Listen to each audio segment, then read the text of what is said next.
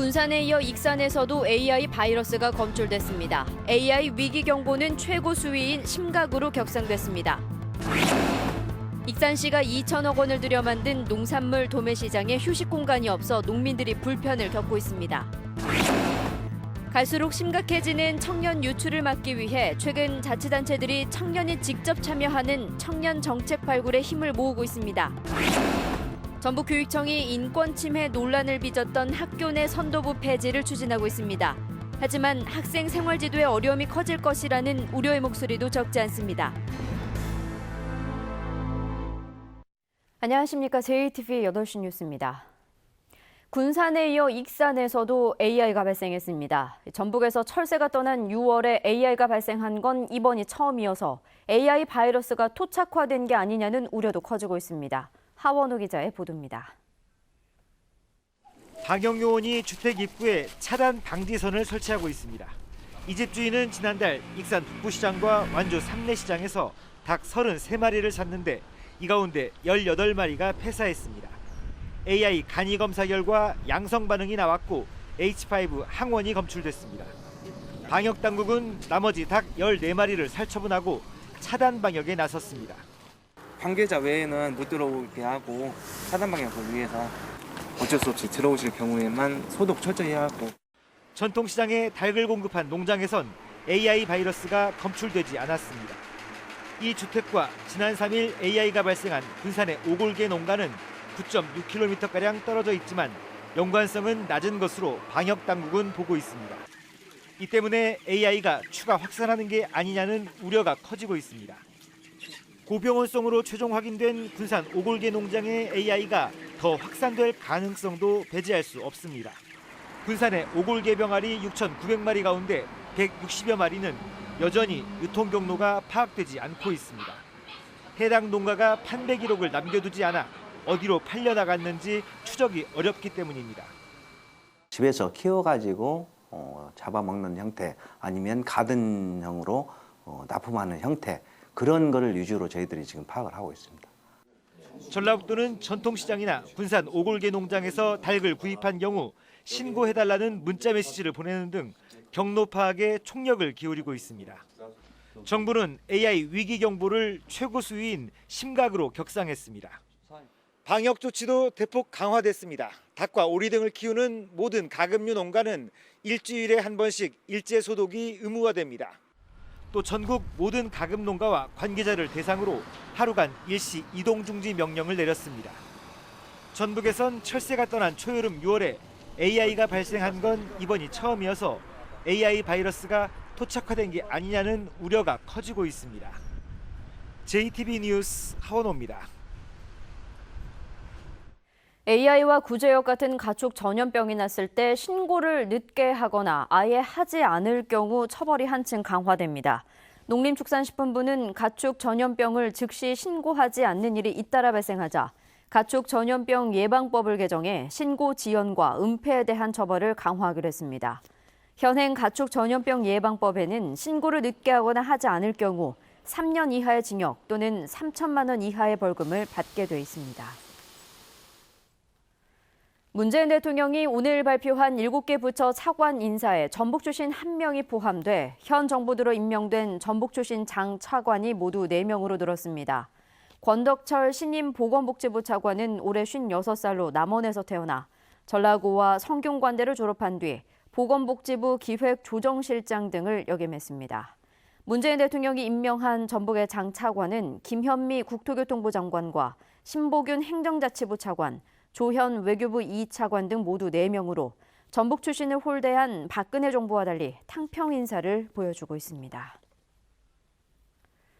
익산시가 2천억 원을 들여 현대식 농수산물 도매시장을 조성했는데 휴식 공간을 따로 마련하지 않아서 농산물 출하를 위해 이곳을 찾는 농민들이 큰 불편을 겪고 있습니다.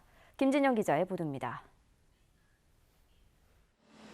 익산시가 지난 1997년부터 운영하는 농수산물 도매시장입니다. 전주와 군산, 김제 등 인근 지역과도 가까워 한 해에 1,000억 원가량의 매출을 올리고 있습니다. 많은 사람들이 이곳에서 농산물을 가져와 거래하고 있지만 편의 시설이 제대로 갖춰져 있지 않아 큰 불편을 겪고 있습니다. 새벽 경매를 위해 농민들이 주로 밤에 농산물을 싣고 오지만 휴게실이 없다 보니 차 안에서 새우잠을 자기 일쑤입니다. 식당도 없어 밤새 배고픔과 싸워야 하고 고된 일로 온몸이 땀으로 젖어도 샤워실이 없어 씻지를 못하고 있습니다. 쉴 공간이 따로 배치되어 있는 곳이 없어요. 그러니까 이제 뭐 저런 데 같이 그냥 누워 있거나 아니면 차에서 자는 사람들도 있고. 그게 제일 불편하죠. 이제 쉬는 공간하고 샤워실 그것이. 익산시는 20년 전에 2천억 원을 들여 현대식 도매시장을 조성하면서도 농민들을 위한 휴식 공간을 설치하는 데 소홀했기 때문입니다. 익산시는 불만이 커지자 뒤늦게 대책 마련에 나섰습니다. 올해 시설비 투입하고 남는 부분으로 지금 계획 중인 걸로 알고 있는데요. 민원이 들어와서 일단은 자체적으로 지금 그럴 계획 중에 있습니다. 그러나 예산 확보부터 공사까지 많은 시간이 걸릴 것으로 보여 도매시장을 이용하는 농민들의 불편은 계속될 수밖에 없어 보입니다. JTB 뉴스 김진영입니다. 최근 자치단체들이 청년 정책을 발굴하고 여론을 반영하는 데 행정력을 모으고 있습니다. 청년 유출이 갈수록 심화돼 청년들이 살기 좋은 환경을 조성하는 데에는 곧 지역의 미래가 달려있기 때문입니다. 이승환 기자의 보도입니다. 완주군이 최근 발족시킨 청년 정책 네트워크단입니다. 20대와 30대 청년 위원들이 일자리와 문화 분야 등 5개 분과에서 청년 정책을 발굴하면 군정에 반영할 계획입니다. 사실상 그 청년에 대한 정책은 소외되어 왔던 것이 사실입니다. 그래서 그 청년 정책은 청년의 그 시각에서 청년의 의견을 반영하고 그런 시스템을 마련하고자. 지난해 전북에서 처음으로 청년 정책 기본 계획도 수립했던 완주군은 청년들의 일자리와 정착, 교류를 돕기 위한 23개 세부 과제도 추진하고 있습니다. 같은 청년들이 많이 없다 보니까 이런 기회를 통해서 같이 그런 부분에 대해서 같이 얘기를 하다 보면은 좀 더 좋은 아이디어나 그런 사례들이 나오지 않을까 싶습니다.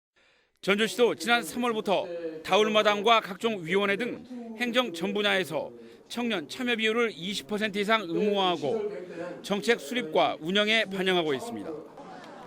자치단체들이 이처럼 청년들의 여론 수렴과 정책 발굴을 강화하고 있는 건 갈수록 심화되는 청년 유출 때문입니다. 지난 1, 4분기 전라북도를 빠져나간 순유출 인구 가운데 20대와 30대가 무려 90.3%나 되었습니다. 고령화도 무섭지만 지역의 미래를 이끌어 나갈 청년 세대의 유출은 더욱 심각한 우려를 낳고 있습니다. 청년 문제를 외면하고서는 더 이상 지역의 미래를 논하기 어려운 상황. 청년에 의한 청년을 위한 정책은 자치단체마다 한시도 늦출 수 없는 현안이 되고 있습니다. JTB 뉴스 이승환입니다. 전북교육청이 학교 내 선도부 폐지를 추진하고 있습니다. 법적 근거가 없고 권위주의 시대의 산물로 부작용이 많다고 판단한 건데 일선학교에서는 벌점제에 이어 선도부까지 사라지면 학생 생활지도에 어려움이 많을 것으로 우려하고 있습니다. 보도에 조창현 기자입니다. 1970년대 선도부가 학내 기강과 규율을 잡는 영화의 한 장면입니다. 폭언과 폭행이 난무하면서 당시 선도부는 학생들의 공포의 대상이었습니다. 시대가 많이 변했지만 선도부의 역할은 크게 변하지 않았습니다. 복장과 두발, 지각, 흡연 단속 등을 하면서 인권 침해 논란을 빚어왔습니다. 또 권위주의 시대의 산물로 인식되면서 거부감도 높았습니다. 전북교육청이 이 같은 학교 선도부를 폐지할 방침입니다. 법적 근거도 없는 데다 학생이 학생을 지도한다는 것이 인권 침해 소지가 있다는 것입니다. 학생들에 대한 생활 지도는 선생님들이 가지는 지도 권한입니다. 이 중 일부를 학생들에게 위임할 수 있다는 법적 근거는 없는 상황이고요. 그리고 선도부 활동으로 인해서 학생들 간의 긴장 관계, 갈등 관계가 있는 상황입니다. 이에 대한 개선이 시급하다고 판단됩니다. 일선 학교에서는 당장 선도부가 폐지되면 교사들이 생활 지도에 대한 부담을 떠안게 될 것을 우려하고 있습니다. 또 학생 자치가 성숙할 때까지는 어느 정도 과도기가 필요하다고 말하고 있습니다. 선생님들이 하면은 권위적이고 애들이 말을 잘 안 들으니까 학생 선도부를 통해서 실행은 선도부에서 이렇게 하는 것이죠. 그런 역할이 선도부라는 이름이 없어지니까 학생 자체 수업으로 들어갈 가능성이 많아요. 지난해 벌점제가 사라진 상황에서 학교 선도부마저 폐지될 경우 학교 현장에 어떤 변화가 일어날지 주목됩니다. JTB 뉴스 조창현입니다. 생태계가 잘 보존된 국립공원에는 다양한 야생동물들이 살아가고 있는데요. 하늘다람쥐와 담비, 삭 등 멸종위기에 놓여 쉽게 만나기 어려운 야생동물들이 덕유산 국립공원에 설치된 카메라에 포착됐습니다. 나금동 기자입니다. 큰 눈망울을 가진 다람쥐 한 마리가 조심스레 주위를 살피더니 둥지 밖으로 나옵니다. 둥지 안이 답답했는지 커다란 나무에 달라붙어 연신 코를 킁킁댑니다. 반가운 손님은 천연기념물 328호 하늘다람쥐입니다. 천연기념물이자 멸종위기 2급인 하늘다람쥐는 앞다리와 뒷다리 사이의 날개막을 이용해 최고 30m 이상을 자유롭게 날 수 있습니다. 탐스러운 꼬리를 가진 노란 목도리담비 2마리는 목이 마른 듯 숲속 옹달샘에서 목을 축입니다. 작은 표범으로 불리는 삭은 늦은 밤 사냥을 나왔다가 카메라가 신기한 듯 가만히 응시합니다. 앵무새처럼 사람 목소리도 흉내낼 수 있는 어치는 부리를 분주히 움직이며 바위 틈에 먹이를 숨깁니다. 야생동물의 은밀한 사생활은 덕유산 국립공원 관리공단이 설치한 무인 카메라에 포착됐습니다. 덕유산 국립공원에서는 멸종위기종 등 야생생물 보호를 위해서 덫, 올무 등을 지속적으로 제거하고 있으며 샛길, 비법정 탐방 등을 철저히 통제하고 있어 그만큼 서식지 안정화가 되었다고 볼 수 있습니다. 인간의 욕심에 밀려 점점 서식지를 잃고 있는 야생동물이 사람의 발길이 닿지 않는 국립공원 깊은 숲속에서 소중한 보금자리를 만들어가고 있습니다. JTB 뉴스 나금동입니다. 제62회 현충일 추념식에 유가족과 보훈단체 관계자 등 2천여 명이 참석한 가운데 국립임실호국원에서 열렸습니다. 참석자들은 오전 10시에 울린 사이렌 소리에 맞춰 국가를 위해 헌신한 순국선열과 호국 영령에 묵념하고 추념탑에 헌화 분향했습니다. 각 시군의 군경 묘지와 충운탑에도 순국선열들의 숭고한 희생 정신을 기리려는 도미들의 발길이 이어졌습니다.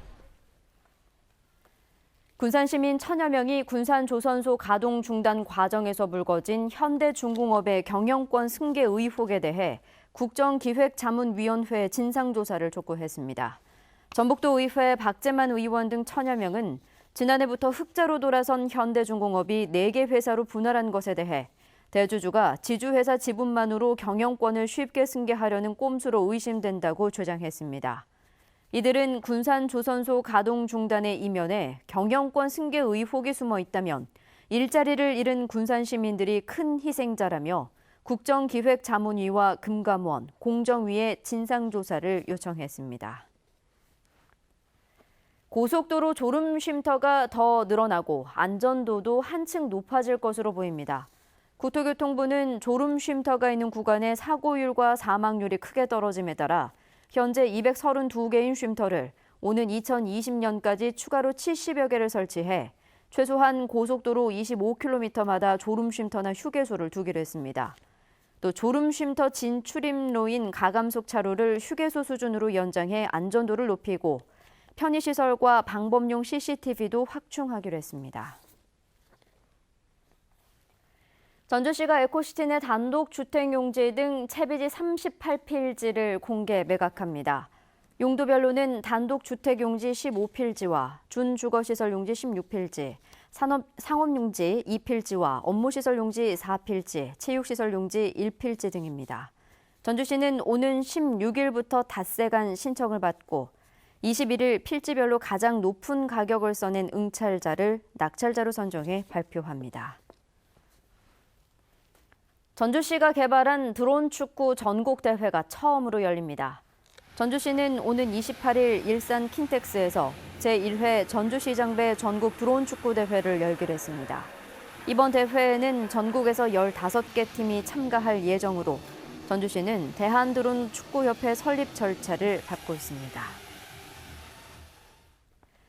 오늘 오전 9시 10분쯤 완주군 구이면 모악터널에서 54살 유모 씨가 몰던 승합차가 1차로에 서 있던 승용차를 들이받았습니다. 이 사고로 승합차에 타고 있던 유 씨 등 6명과 승용차에 타고 있던 2명이 다쳐 병원에서 치료를 받고 있습니다. 경찰은 유 씨가 차량 고장으로 터널 안에 정차돼 있던 승용차를 제때 발견하지 못해 사고가 난 것으로 보고 정확한 경위를 조사하고 있습니다. 현충일인 오늘 전북은 오후부터 3mm 안팎의 비가 내렸습니다. 이번 비는 내일 오전까지 5에서 20mm가량 더 내릴 것으로 보입니다. 내일은 대체로 흐린 가운데 오후 한때 빗방울이 떨어지는 곳이 있겠습니다. 아침 최저 기온은 16도에서 20도, 낮 최고 기온은 19도에서 22도로 오늘보다 1, 2도가량 낮겠습니다. 미세먼지 농도는 좋음 수준을 보이겠습니다. 모레는 대체로 맑겠습니다. 전주기상지청은 오는 주말에 한 차례 비가 오겠지만 낮 최고 기온은 25도를 웃돌며 크게 떨어지지 않을 것으로 내다봤습니다.